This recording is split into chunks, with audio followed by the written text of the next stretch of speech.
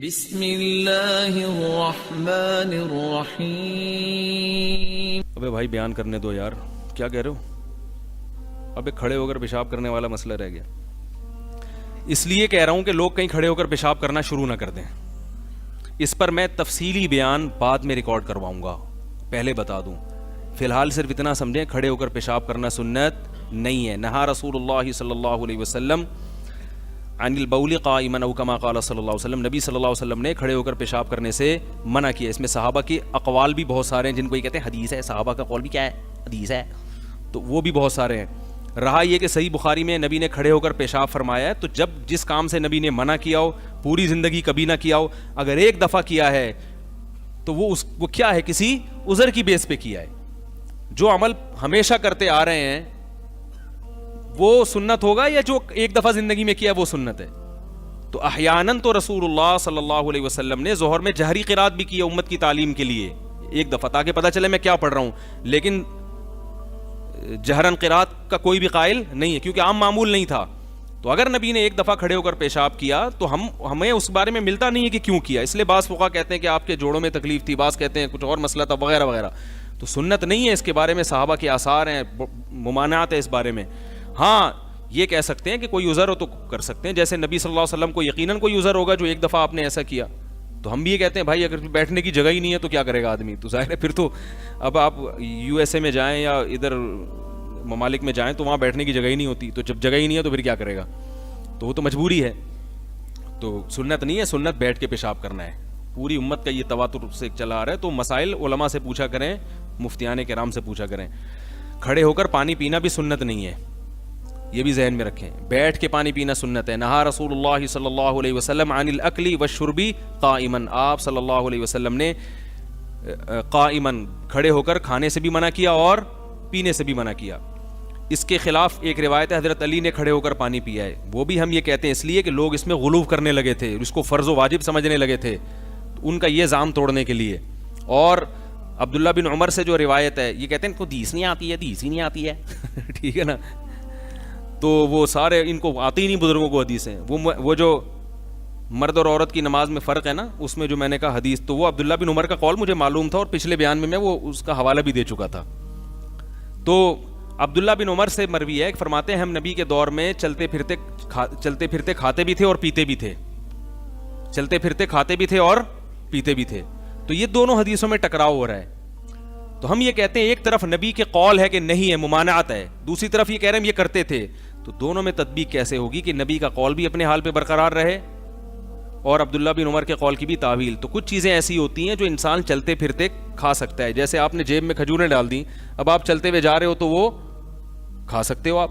باقاعدہ جو پراپر کھانا جسے کہتے ہیں وہ کھڑے ہو کر کھانا خلاف بولو نا یار سنت ہے۔ جو باقاعدہ پراپر انسان کھاتا ہے، بریانی کھا رہا ہے، کھانا کھا رہا ہے جو تمیز سے، وہ بیٹھ کے کھاؤ، انسانوں کی طرح کھاؤ۔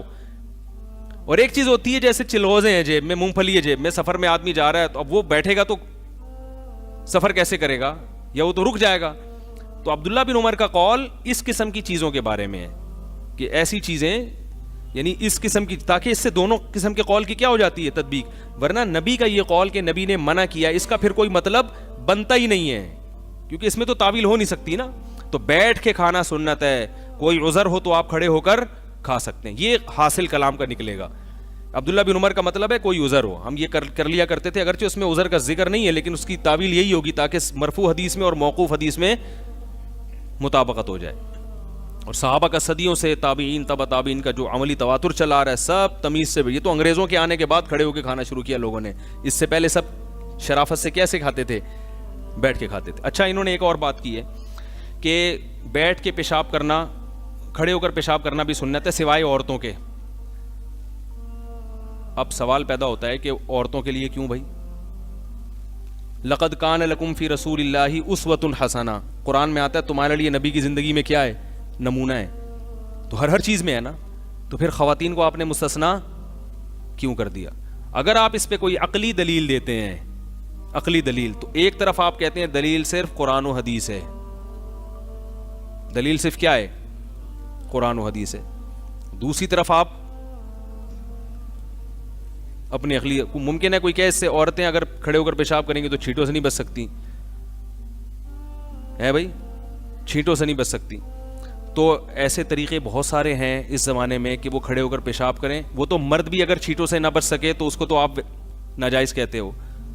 تو اس میں تو پھر یہ آپ کو قید لگانی پڑے گی, اگر چھینٹوں سے نہیں بچ سکتی تو ناجائز ہے, چھینٹوں سے بچ سکتی ہے تو کیا ہے, جائز ہے. اور اگر آپ کو اس کی حیا کے خلاف ہے تو ہم بھی کہتے ہیں عورتوں کا سرین اوپر کر کے سردہ کرنا یہ حیا کے بولو بھائی خلاف.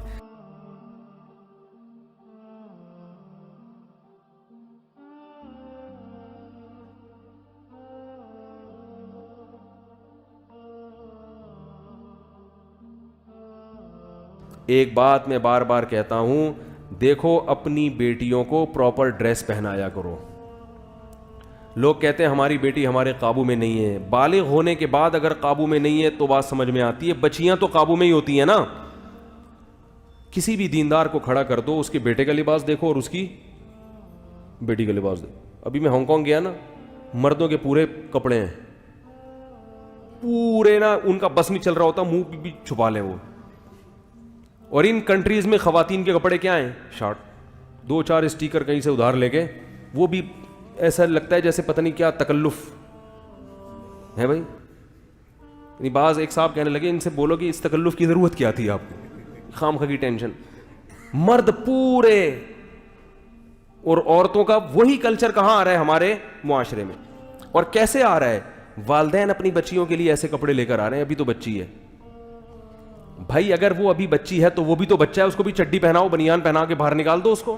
بیٹے کو, اپنے بیٹے کو چڈی بنیان نہیں, بیٹے کو پراپر ڈریس پہنائیں گے پورا. بیٹی کو کیا کریں گے, آدھی آدھی پنڈلیوں کی فراکیں, سلیو لیس فراکیں ان کو پہنائیں گے, آدھی آدھی پنڈلیوں کی شلواریں اور سلیو لیس ان کو فراکیں پہنائیں گے.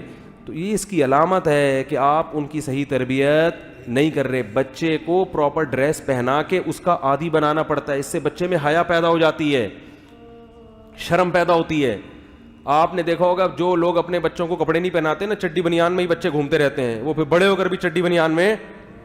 ہمارے ایک دوست نے واقعہ سنا ہے یورپ کے کسی کنٹری کا. وہ یہاں سے نا بچی کا رشتہ تھا, کہیں رشتے کے سلسلے میں کہیں گئے کسی ملک, تو لڑکے والوں نے ان کو بلایا.